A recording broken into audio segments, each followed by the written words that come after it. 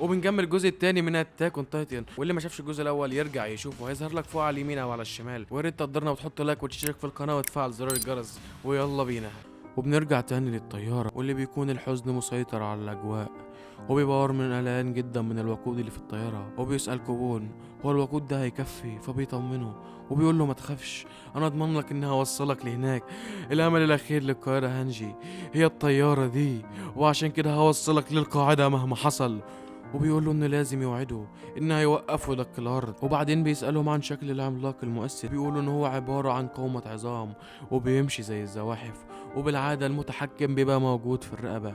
ولكن ليفاي بيقول لهم خلي بالكم من حاجه، الكلام ده مش مضمون، وخصوصا بعد اللي شفناه في عملاق المطرقه. وارمن بيتفق معاه على الخطه، وان هم يروحوا له وارمن يتكلم معاه ويحاول يرجعه لطبيعته زي ما حصل قبل كده. لو الخطه دي ما نجحتش هيفجروا هيكله بالكامل لقوة عملاق أرمن. وليفاي بيقول إن عنده فكرة تانية، هو مش ايرين بيتحكم بالعملاق المؤسس من خلال زيك، ما احنا نقتل زيك ونخلص. وأرمن بيقول له ممكن كلامك يبقى صح.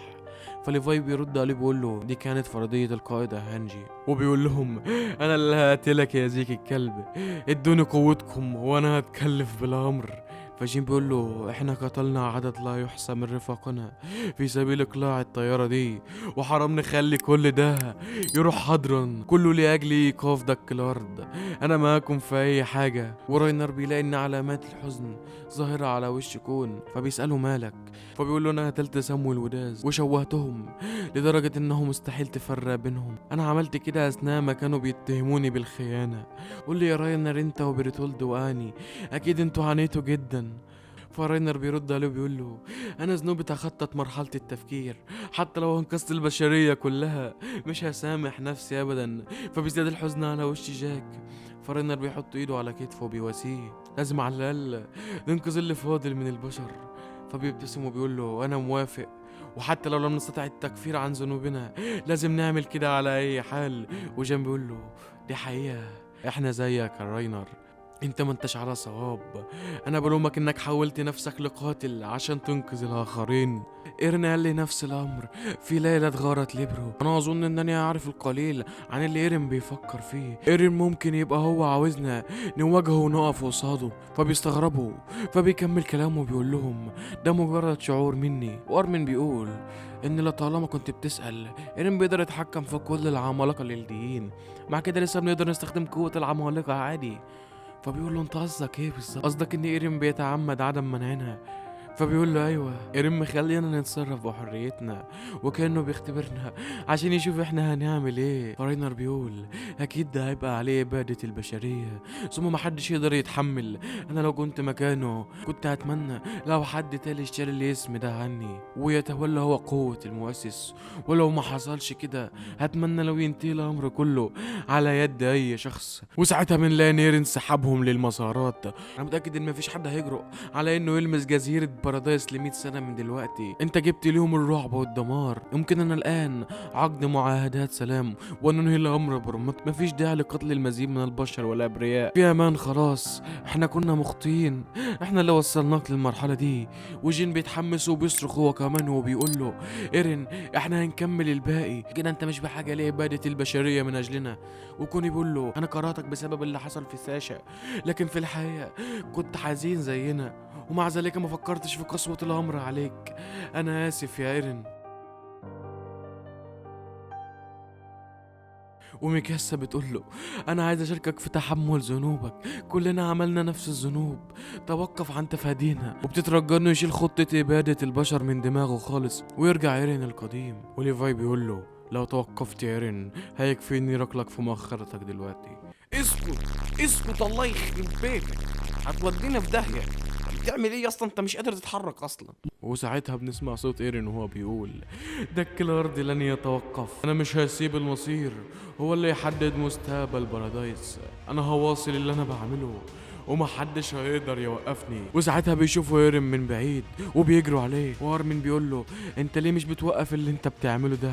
انت مش واثق فينا ليه؟ وليه سمحت لنا باننا نستخدم قوة العمالقة؟ طالما انت مش هتوافق انت هتقف وتكلمني صح، انا ارمين صديقك، احنا دايما كنا مع بعض في كل حاجة. ورين بيقول عشان انول الحرية لازم اسلب حرية العالم باكمله، ولكن مش هسلب حاجة منكم انتوا احرار، ولكم حرية الدفاع عن حرية العالم، وانا ليا حرية في ان اعمل اللي انا شايفه صح واعلى مفخلكم اركبوه. فارمين بيقول له امال انت مستدعينا هنا ليه؟ فبيقول له استدعيتكم هنا عشان تعرفوا ان مفيش مجال للحديث تاني، ونفذوا الخطة البديلة احسن.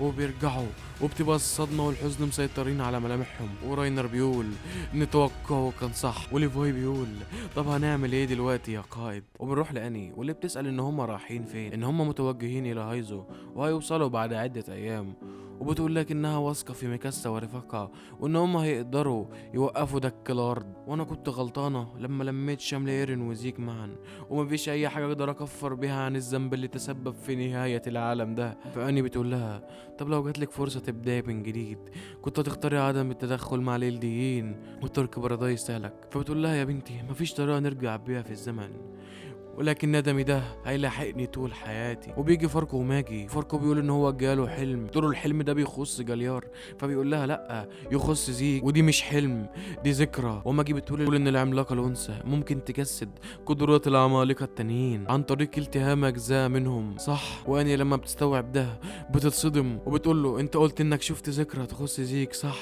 فبيقول لها ايوه انا اتحولت لعملاق عن طريق تناول سائل النخاع، عشان كده بدات تظهر عليه خصائص العملاق الوحش. وبيقول ان اكتر ذكرى هو فاكرها هي ذكرى تحليقه فوق السحاب، وساعتها شعر انه يقدر يعمل كده هو كمان. وبنروح للإلديين اللي بيكونوا بيهربوا في القطر وبيشوفوا حسن سلاتة، والراجل المرلي بيقول له انت واثق انكم تقدروا تاخدوا واحده فيهم وتهربوا بيها؟ فبيرفع المسدس عليه وبيقول له راقب الالفاظ اللي بتخرج من بوقك، انت المفروض تشكرني عشان ما سبتكش تموت مفروض على الارض. لو المناطيد مش هتنفع عيلتك ستلقى حتفك من دك الارض ايضا، خليك عارف لو كنت انا هتموت فورا، دي الفرصه الوحيده لنجاة عائلتك. وبيشوف المناطيد فبيقول له يمشي اسرع عشان هم بحاجه لمنطاد واحد بس. وفعلا بيسمع كلامه بيسرع القطر، والألدانيين بيلاحظوا دخان كبير جدا جاي من بعيد، وبيعرفوا ان العمالقه فعلا بقوا هنا. ولما بيروحوا هناك مش بيلاقوا ولا منطاد، وبيبصوا على العمالقه فبيلاقوا ان المناطيد متجهه ناحيه العمالقه، وبنعرف ان المناطيد دي راحه عشان تفجر العمالقه من الجو عشان مش هيقدروا يهاجموهم وهم في الجو. وبيبقى ده الامل الوحيد. وساعتها بنلاقي ان القائد بيقول لجنود المناطيد ان هي دي الطريقه الوحيده وده اخر حصن للبشريه، وان كل البشريه بتعتمد عليهم. وبيقول لهم ان كل ده بسبب تأثيرنا مع جزيره الشيطان، والنتيجه هي كانت ولاده هذا الوحش اللي جاي دلوقتي عشان يدونا طعم الكراهيه اللي راكمناها عليهم على مر الزمان. وبنلاقي ان السيده براون بتنهار على الارض، انا لطالما كنت بستغلك كأداة للانتقام وعمري ما عاملته كأم. والقائد بيقول لهم ان هم يقطعوا العهد ده برضو على انفسهم وتودعوا عصر الكراهية المتبادلة ده. حان وقت القصف، وبتبدأ الانفجارات اللي بتشيل اي حاجة قدامها، ولكن الارتفاع العالي خلى القنابل تنحرف بعيدا عن بعض العمالقة، وبتتواصل الانفجارات وبتشتعل الاجواء، وبيظهر العملاق الوحش من ظهر العملاق المؤسس وبيبدأ يضرب المناطيد دي واحد تلو الاخر لغاية ما بينتهي خط الدفاع الاول والامل الاخير للبشرية. والقائد بيقول لهم انا اسف دي النهاية بتاعتنا، وكلهم بيغمضوا عينيهم ومستنيين هلاكهم، والموضوع بيبقى كله مسألة وقت. ولكن بتظهر الطيارة بتاعت فرقة الاستطلاع وبيبقى الوقود على وشك الانتهاء، ويناكوبون بيقول لهم اقفزوا بسرعة الطيارة دي هتتحطم بينا. فبيقولوا له ان هو ينزل معاهم، ولكن بيقول لهم ان هم ينطوا وهو هيحاول يهبط بالطيارة هبوط اضطراري على المؤسسة. بيبقوا رايحين يقفزوا، فبيقول لهم يستنوا وما يقفزوش لغايه ما يقربوا من ايريناوي وبيتعرضوا للهجوم، ولكن إنيكامون بيتفاداهم كلهم وبيقربوا للعملاق المؤسس. وساعتها بيقفزوا والعملاق الوحش بيضرب على ليفاي، ولكن بيتفاداها بسرعته الخارقه وبتتوالى الضربات عليهم، ولكن مش بيعرف يسيبهم. يخرب بيت جمدانكو يا اخي، ومحدش بيعرف يقرب منهم بسبب ضرباتهم المتتاليه. لكن الاسطوره راينر بيبقى ليه راي تاني وبينطلق عليه بقوه البخار وبيتحول وبيفصل العملاق الوحش عن العملاق المؤسس، وان كمان بيلحق الطياره على اخر لحظه قبل ما تخبط، والقائد بيبص بالمنظار وبينصدم وبيقول ايعقل العمالقه بتاعت بارادايس هي اللي جايه تحمينا من الدك. وارمن بيقف وبيقول لايرين، بيقول انا عاوز اسال سؤال اخير، اين تكمن حريتك؟ تخلص الحلقه على هنا. يا ترى ايه اللي هيحصل؟ ولا هيقدروا يوقفوا ايرين؟ ولا دي هتكون فعلا نهايه العالم على يد ايرين ييجر؟ ده اللي هنعرفه الجزء الرابع. ولو عجبك الفيديو ما تنساش تشترك في القناه وتفعل زرار الجرس، وده فيديو جامد فشخ هيعجبك. ويلا سلام. وبيطير بسرعه خرافيه، وبيقول الكل عارف مشهد والميت وهو بينقض اسرع من الرصاصه، وبيلحقوا بطريقه اسطوريه،